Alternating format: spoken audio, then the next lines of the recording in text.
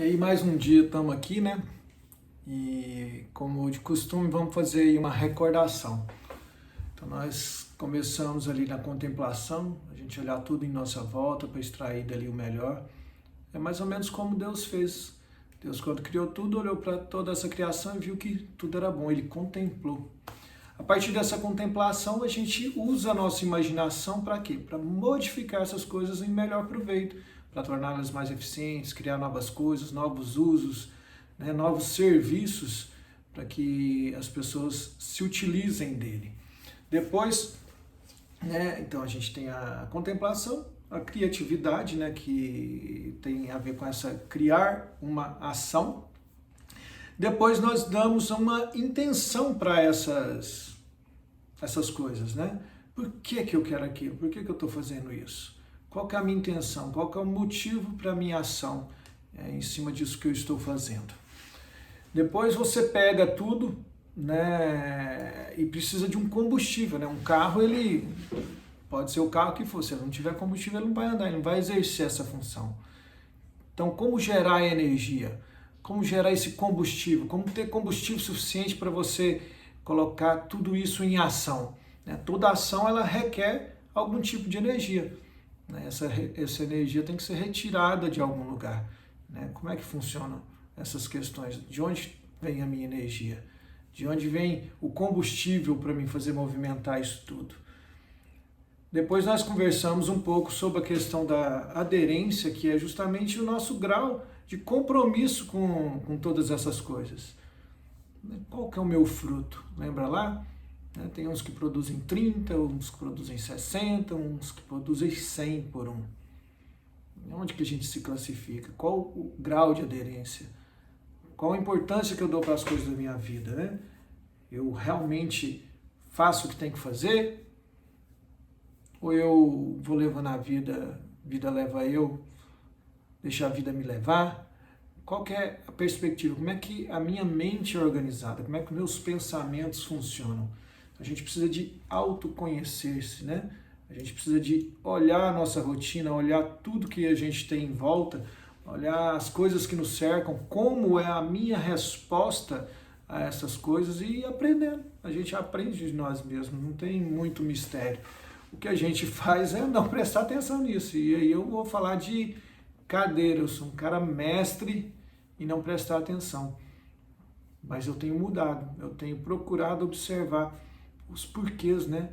A gente ser meio como uma criança, ser curioso. Por que eu estou fazendo isso? Qual o motivo disso? Eu creio que esse exercício é recente na minha vida, mas eu já estou percebendo os frutos dele, né? Então a gente começa a ser mais focado, mais direcionado, a gente vai eliminando da vida, né? Aquilo que não tem porquê, que você só está repetindo, ou que você está sendo um papagaio, ou que colocaram na sua vida. Então, quando a gente tem isso bem claro, né, essa intenção está bem clara, esse motivo para a ação está bem claro, nós começamos a ser mais eficientes justamente por causa disso. Nós vamos eliminando aquilo que não pertence. Então, nós vamos perder menos tempo, nós vamos ter menos distração. E hoje, esse mundo repleto de informações, aí, a distração passou a ser um problema, né? O excesso do conhecimento passou a ser um problema. Ao mesmo tempo que ele é solução, ele também é um problema. E um problema sério que nos tira esse foco, nos tira essa intencionalidade, nos desvia, às vezes, do nosso propósito, do que a gente se propôs a fazer. E aí a gente fica igual o povo hebreu, né? Um negócio que você podia fazer ali em 40 dias, você faz em 40 anos. Então, isso é muito importante, a gente começar a observar, ser atento às questões que estão ao nosso entorno e dos motivos para a ação que nós temos. Depois a gente falou que não adianta nada tudo isso se eu não conhecer de gente, que foi a nossa última conversa. Então, preciso conhecer de pessoas, saber como que funciona o cérebro, como é que as pessoas respondem, né?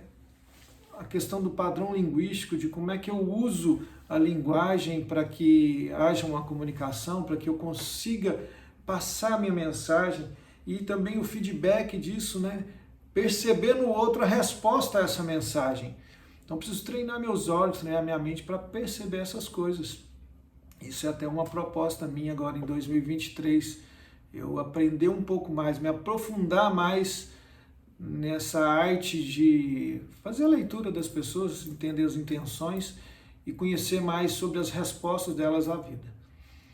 Hoje, nós estamos chegando ao fim da caminhada aí, e hoje nós vamos falar da principal coisa disso tudo. Essa chave, né, esse código, eu acho que, pelo menos eu não consigo enxergar a vida sem ele, que é justamente a fonte, né? Aonde que vem tudo, né? De onde brota tudo, o rio da vida. Eu estou fazendo até uma fonte aqui em casa e é interessante, assim, claro, a fonte é uma fonte, é só um enfeite, mas o significado que eu coloquei nela. Então a fonte é como se fosse aquela fonte do Éden, né? A fonte que sai ali as águas vivas e no meio tem uma árvore, né? Tem um pé de jabuticaba. Depois a gente mostra isso aí.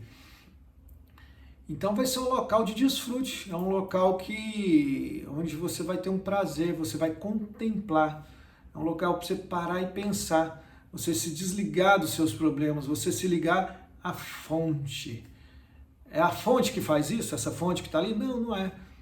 Mas o cérebro da gente tem muito desse funcionamento. Você pode criar âncoras, criar objetos, criar locais que te levam a um estado mental.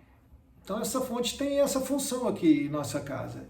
É criar um local onde que eu me conecte a essa fonte, né? A fonte literal e a fonte que é Deus, que é de onde provém todas as coisas. Então na Bíblia a gente tem muita coisa sobre isso, né? Lá em João 7,37 fala o seguinte: se alguém tem sede, venha a mim e beba. E aí, como é que está a sua sede? Você tem procurado ao Senhor? Você tem buscado dele essa essência? Ou você tem buscado em fontes rotas, né?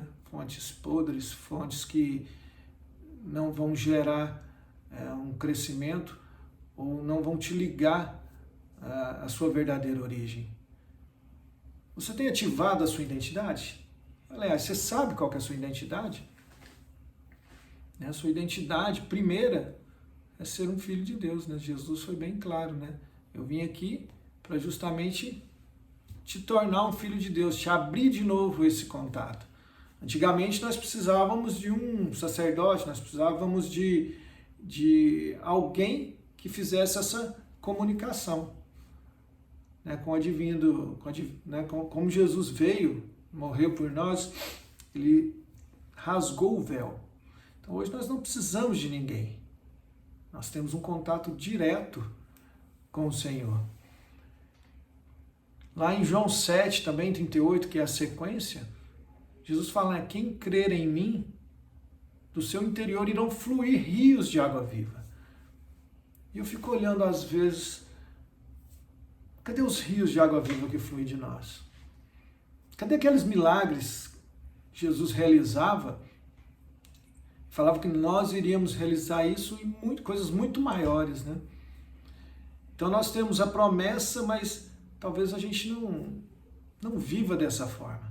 Talvez a gente ainda não creia, a gente não tem a prática, né? Nós sabemos na teoria, mas nós não praticamos essa vida cristã. E muito menos, às vezes, temos constância dessa vida. Como é que está? Né? Como é que foi o meu 2022 e como é que eu estou planejando esse quesito? Como é que eu estou planejando ligar à fonte? E depois ele continua, né? Isso ele disse com respeito ao Espírito Santo que haviam de receber os que nele crescem. Pois o Espírito até aquele momento não fora dado, porque Jesus não havia ainda sido glorificado. Então todo esse processo que Jesus passou aqui na Terra foi para quê? Para que viesse o Espírito Santo e estivesse conosco. Então nós não precisamos mais de um intermediário, nós não precisamos de alguém para fazer essa comunicação. O próprio Espírito Santo, o próprio Deus vivo habita em nós. Isso não existia naquela época. Naquela época eu fico imaginando, você não tinha a Bíblia, você não tinha conhecimento, era tudo boca a boca. Né? Era toda uma passagem, nós dependíamos de alguém. E hoje o próprio Espírito Santo pode né? E faz isso, né? Jesus falou que o Espírito estaria conosco até o momento que ele voltasse. Então nós temos um professor, um tutor, um mentor aí 24 horas por dia para nos orientar. Agora, a palavra mais top a respeito disso, ela até tinha, eu me lembro que uma vez eu coloquei lá na parede da clínica, né? E depois a gente fez isso com adesivo, e aí teve um momento que teve que pintar e acabou que teve que tirar e eu não coloquei novamente. Depois eu tenho que pensar numa outra forma de fazer isso. Mas está lá em Provérbios 2, de 1 a 6. Essa é a receita para a gente ligar direto à fonte, para a gente ligar o nosso plug de energia, né, na fonte certa, na fonte inesgotável, na fonte ilimitada. Fala o seguinte: meu filho, se aceitares as minhas palavras e esconderes contigo os meus mandamentos, para fazeres atento à sabedoria, e ó, atento à sabedoria, né? Nós precisamos ter atenção com as coisas da nossa vida. Então, para se fazeres atento à sabedoria e o teu ouvido para inclinares o coração ao entendimento, e se clamares por inteligência e por entendimento alçares a voz, se buscares sabedoria como prata, como tesouros escondidos a procurar, então entenderás o temor do Senhor e acharás o conhecimento de Deus. Porque o Senhor dá sabedoria e da sua boca vem inteligência e entendimento. Então tudo isso é de graça. Mas nós temos que fazer algumas coisas. Nós temos que se dar, nós temos que nos atentar, né? Nós temos que procurar isso como se fosse a coisa mais valiosa do mundo. Nós temos que vender tudo que nós temos, né? Para quê? Para adquirir essa sabedoria. Meu coração é assim.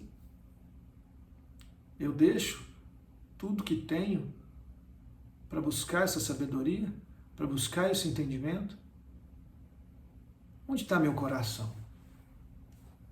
Meu coração está no ser famoso, no ganhar dinheiro, no ter todas as coisas, no usufruir de todas as coisas?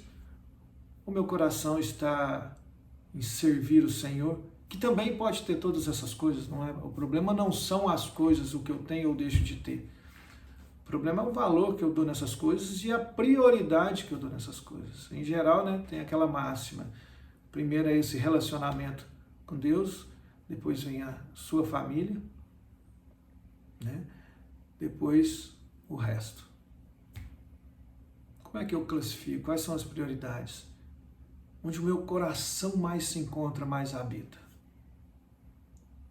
Então hoje eu queria deixar justamente esse recado, né? Procure a fonte certa, a fonte limpa, a fonte, né, que é ilimitada em poder e influência.